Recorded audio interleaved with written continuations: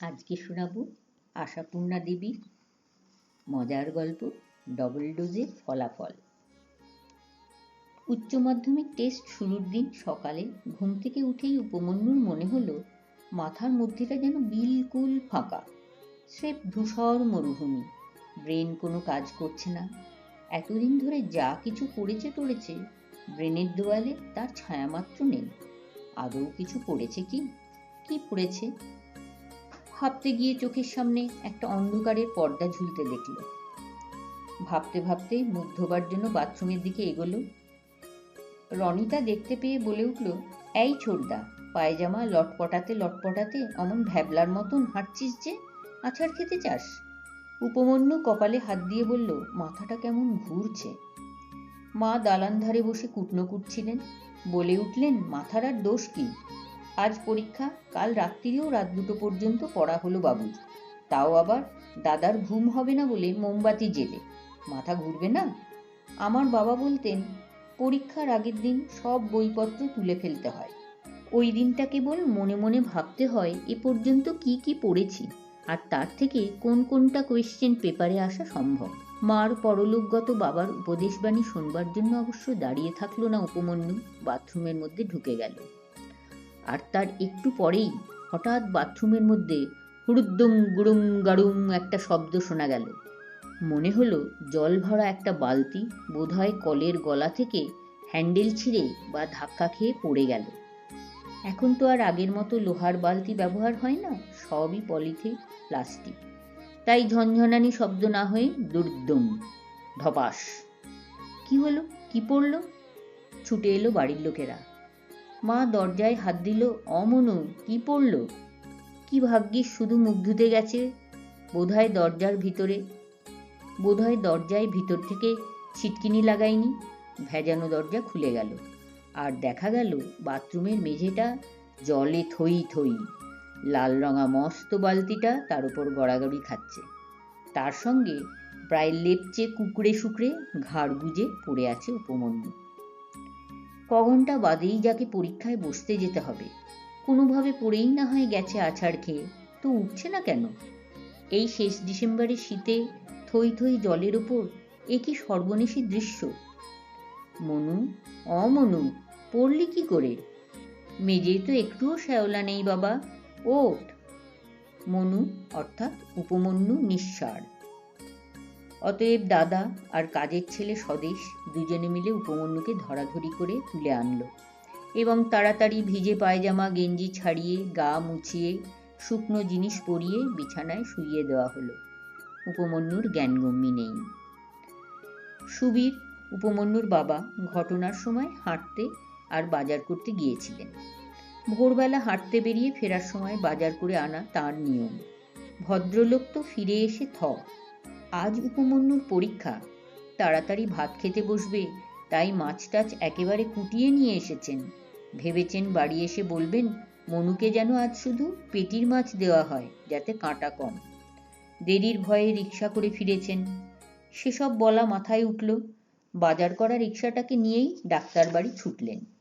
বরাবরের বাড়ির ডাক্তার অভিমন্যু উপমন্যুদের তুই করে কথা বলেন।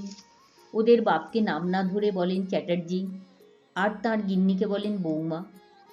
তো সেই বৌমাকে ছেলের বিছানার কাছে বসে চোখ মুছতে দেখে একখানা ধমকি দিয়ে বসলেন, এসব কি হচ্ছে বৌমা? আমি তো ভাবনার কিছুই দেখছি না। ডাকলে সাড়া না দেবার মতো তো নয়। হার্টবিট, পালস বিট সবই নর্মাল, চোখের তারা স্বাভাবিক। চোখের পাতা টেনে দেখেছেন তো? আচমকা পড়ে গিয়ে বোধহয় নার্ভাস হয়ে গিয়ে ঝিমিয়ে আছে। রনিতা বলল, সকালে উঠে বলল মাথা ঘুরছে। তাই নাকি? রাতে কি খেয়েছিল? মাংস, আর তার সঙ্গে নতুন নলেন গুড়ের পায়েস? না না, ছোটদা ওইসব পায়েস টায়েস খায় না। কাল মাংসও হয়নি। আজ থেকে ছোটদার পরীক্ষা শুরু। কি হবে ডাক্তার জেঠু, ওর পরীক্ষা দেওয়া হবে না? আজ থেকে পরীক্ষা শুরু? ও, তাই ব্যাটার মাথা ঘুরেছে। পড়াশোনায় ফাঁকি দিয়ে বেরিয়েছে বোধহয়। দেখো কেমন থাকে। যাকগে, এখন তা নিয়ে মাথা ঘামাতে বসতে হবে না। আমার তো মনে হচ্ছে ভাবনার কিছু হয়নি।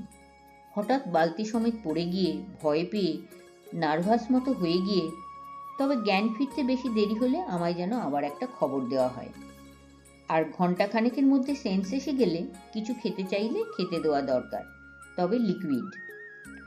ভাবনার কিছু নেই বলে গেলেও ডাক্তার চলে যাওয়ার পরও বাড়িতে যেন একটা শোকের মতো ছায়া। পরীক্ষা তো লাঠে উঠল।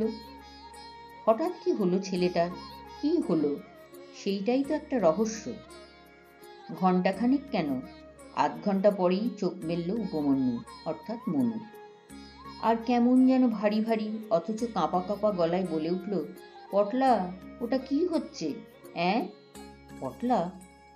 পটলা মনুর জ্যাঠামশাইয়ের ছেলেবেলার ডাকনাম, কিন্তু তাকে ডাকনাম ধরে ডাকবার লোক কে আছে এ বাড়িতে? কোন বাড়িতেই বা আছে? তাছাড়া তিনি তো এখন আছেন তার মেয়ে জামাইয়ের কাছে চন্দননগরে। মনু, এই মনু, কি বলছিস? দাদা অভিমন্যু বলল। উপমন্যু উঠে বসল, একটু যেন অবাক চোখে তাকিয়ে দেখে বলল, তুই কে?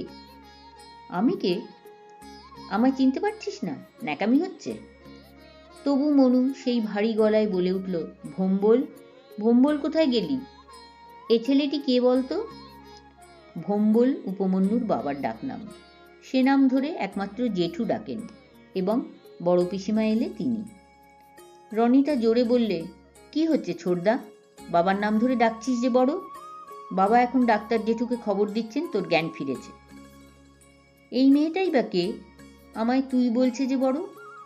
ভোম্বল, বড় বৌমা, সুমতি, বলেই আবার শুয়ে পড়ল চোখ বুজে। সুমতি এদের বড় পিসিমার নাম, বর্ধমানে থাকেন। হঠাৎ এই সব গুরুজনদের নাম ধরে ডাকতে শুরু করলো কেন?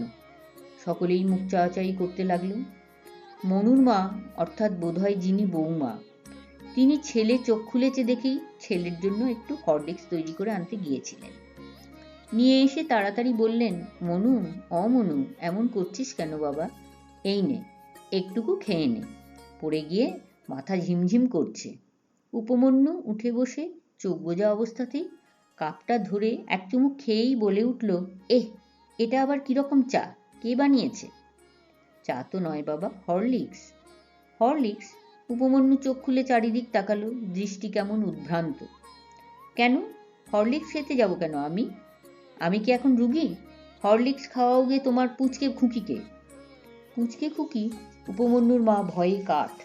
ওহ, মনে পড়েছে, ভাসুর ঠাকুরের বড় মেয়ে, চন্দননগরে যার কাছে এখন গেছেন ভাসুর অর্থাৎ সেই পটলা, সেই অনিতাকেই শ্বশুরমশাই পুচকে খুকি বলতেন।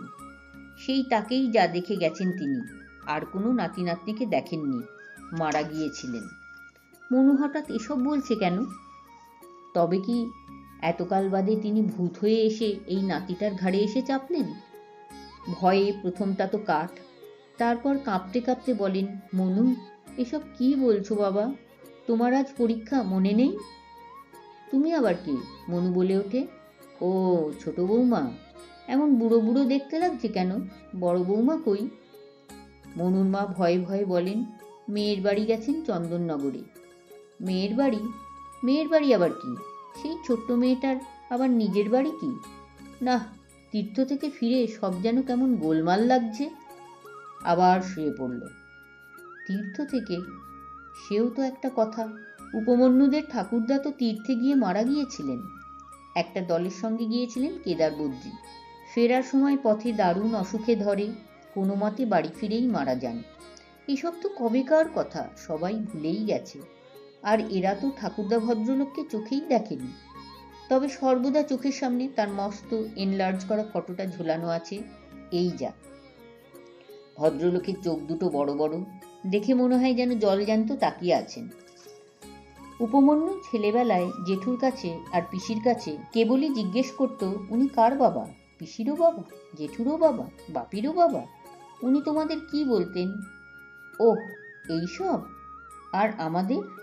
আমরা তখন জন্মাইনি। উনি কি করতেন, কি খেতেন, তোমরা কি করতে? ইস, আমি যদি জন্মাতাম ওনার গোঁফ ধরে টানতাম। কি গোঁফ! সবাই হাসত। কিন্তু সেও তো কতদিনের কথা। সে ভদ্রলোকের তো এতদিনে অন্য কোথাও জন্মে গিয়ে খোকা হয়ে বেড়াবার বা স্কুলে যাবার বয়স হয়ে যাবার কথা। এতদিন পরে ভূত হতে আসবেন কেন? ভাবতে ভাবতে আর কাঁপতে কাঁপতে উপমন্যুর মাও প্রায় অজ্ঞান হয়ে শুয়ে পড়লেন। ডাক্তার এলেন কিছুক্ষণ পরে। উপমন্যু তখন কম্বল মুড়ি দিয়ে শুয়ে। কই নাড়িটা দেখি বলে কম্বল তুলতেই উপমন্যু খ্যাঁক করে ওঠে। তুমি আবার কে হে? গলায় ওটা কি ঝুলছে? ও ডাক্তার, তো হঠাৎ আমার নাড়ি দেখার কি দরকার পড়ল? না না, আমার ওপর এসব সর্দারি চলবে না। গলার স্বর কখনো ভারী, কখনো ফ্যাঁসফেঁসে।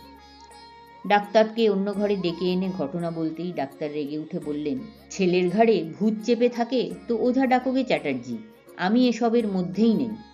আমি তো দেখছি সবই নর্মাল। এসব চালাকি করে বলছে তোমাদের ভয় খাওয়াবার জন্য। উপমন্যুর বাবা বললেন, বাহ, হঠাৎ আমাদের ভয় খাওয়াবার জন্য? কেন, কি দরকার? দরকার হয়তো একটু মজা করা। তোমার এই ছেলেটি তো খুবই লক্কা, সর্বদাই তো দেখি বন্ধু পরিবেষ্টিত হয়ে রাস্তায় ঘুরছেন। যাক, ওষুধ টষুধ কিছু দিচ্ছি না, দেখো খিদে পেলে কি করে।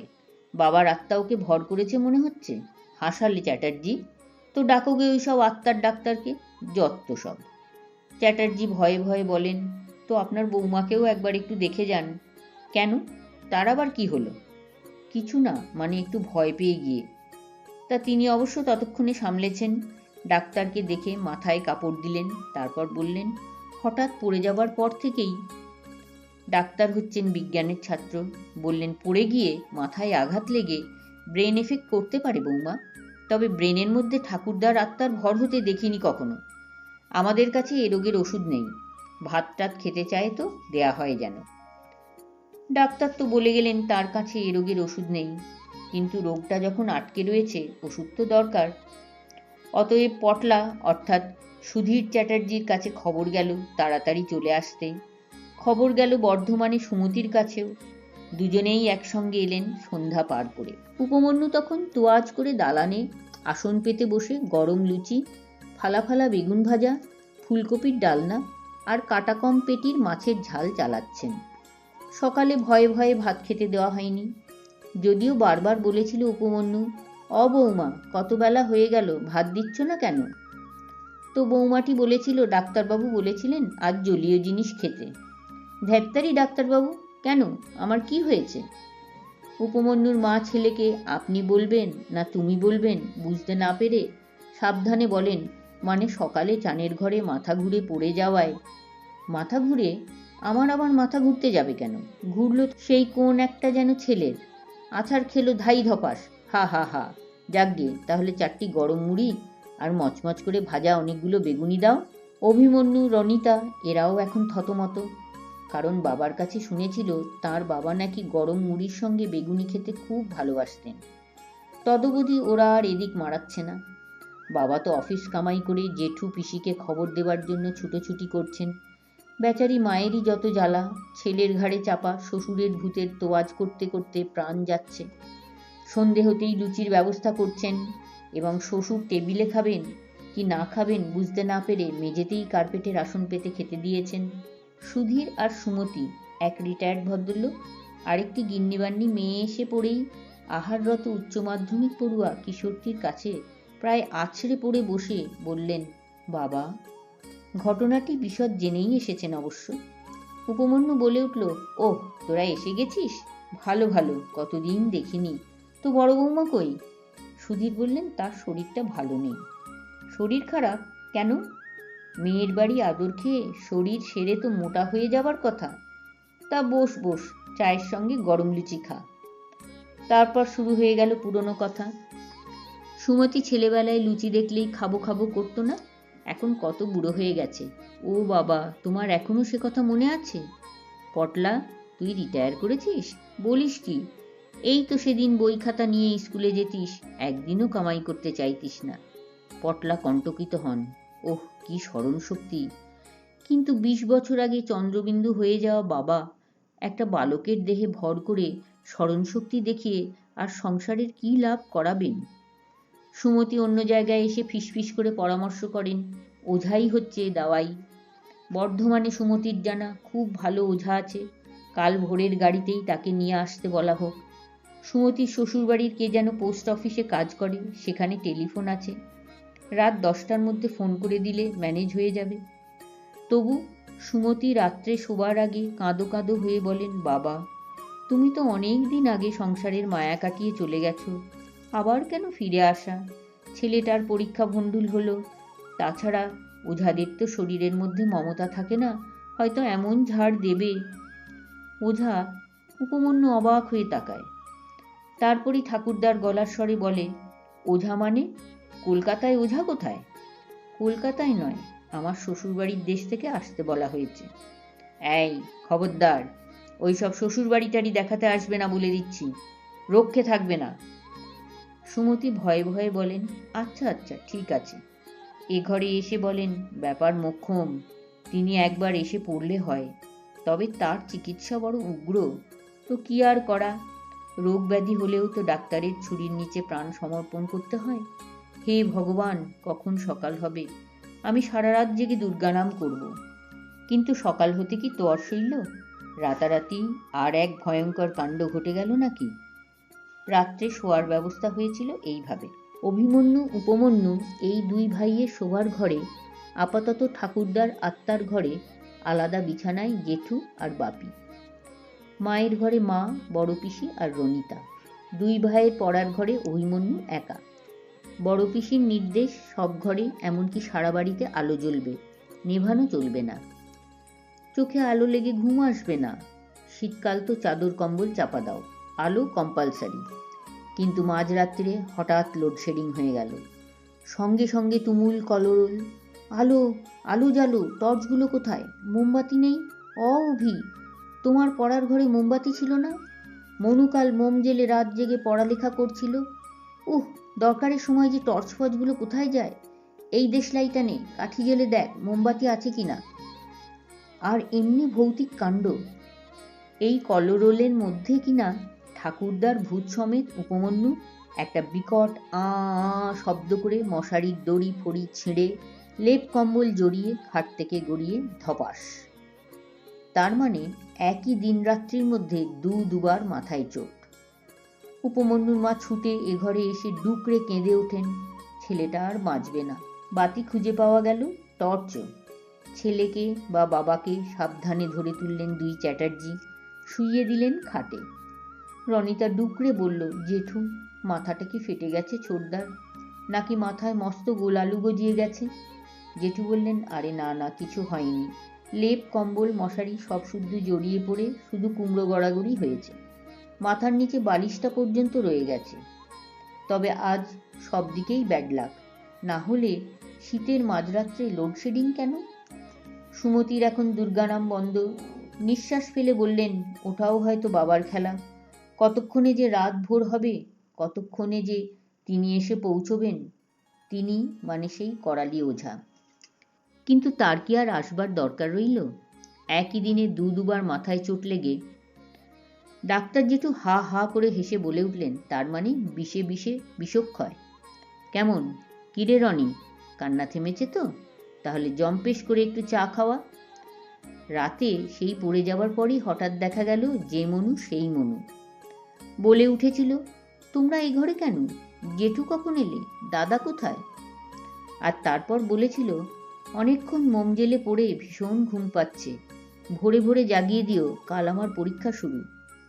এখন সকালে উঠে মাকে তাড়া লাগাচ্ছে, বললাম ভোরে ভোরে জাগিয়ে দিতে, জানো আজ পরীক্ষা। তার মানে ধরে নিতে হচ্ছে প্রায় পুরো একটা দিন রাত্রিরের স্মৃতি মুছে গেছে ওই মনু নামের ছেলেটার। তা যাই হোক, লজ্জার মাথা খেয়ে ডাক্তারকে তো ডাকতেই হবে। তিনি হা হা করে হেসে বলছেন, তার মানে বিষে বিষে বিষক্ষয়। বাড়িতে আজ আনন্দের হাট। কারণ খানিকটা পরে বাড়ির জামাই অর্থাৎ চ্যাটার্জিদের জামাই মনু, রনিদের পিসেমশাই বর্ধমান থেকে এসে হাজির হয়েছেন ভোরের গাড়িতে বেরিয়ে। এসেছিলেন অবশ্য ভগ্নদূত হয়ে। বললেন সেই করালি ব্যাটাকে পাওয়া গেল না, ব্যাটা নাকি এখন জেল খাটছে। কোথায় কাদের বাড়িতে নাকি ভূত ছাড়াতে গিয়ে একটা রোগা পটকা বউকে এমন মার মেরেছিল যে বউটা অক্কা। ব্যাস, এখন 10 বছর ঘানি টানুক বাবু। মনুর মা শিউরে ওঠেন, ও বাবা, আমার মনুও তো রোগা পটকা। যাক বাবা, বাঁচা গেছে। বাড়িতে জামাইবাবু এসেছেন কতদিন পরে। মুরগি আনো, ইলিশ আনো, চিংড়ি আনো, রাজভোগ আর নলেন গুড়ের সন্দেশ আনো। কিন্তু উপমন্যুর পরীক্ষা, তা তা সে আর কি হবে, ছেলে বেঁচেছে এই ঢের।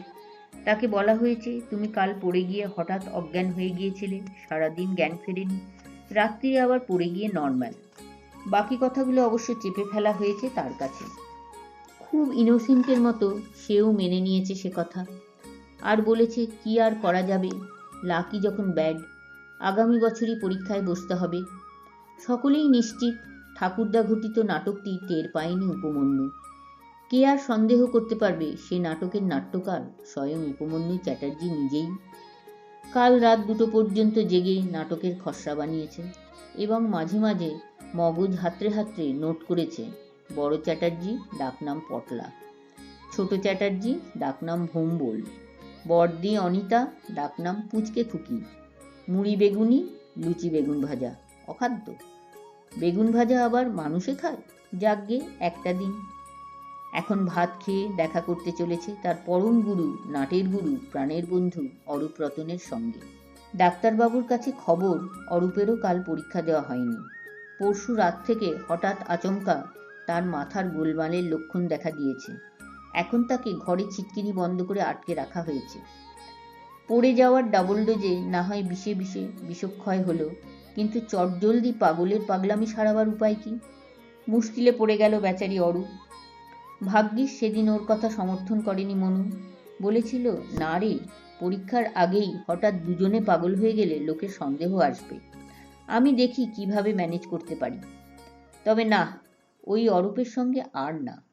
ওর প্ররোচনাতে পড়েই তো সারা বছর ফাঁকি মেরেছে। অরূপ বলতো সারা বছর ধরে পড়ে ধোবার গাধারা, আমার মতে ওস্তাদের মার শেষ রাত্রে। আহা, আড্ডার মতো সুখের ব্যাপার আর আছে? অতএব যখন তখন আড্ডা চলেছে, চলেছে যেখানে সেখানে আড্ডা, স্কুলে পালিয়ে আড্ডা। না, আর নয়, সামনের বছর মার কাটারি রেজাল্ট দেখিয়ে দেবে উপমন্যু।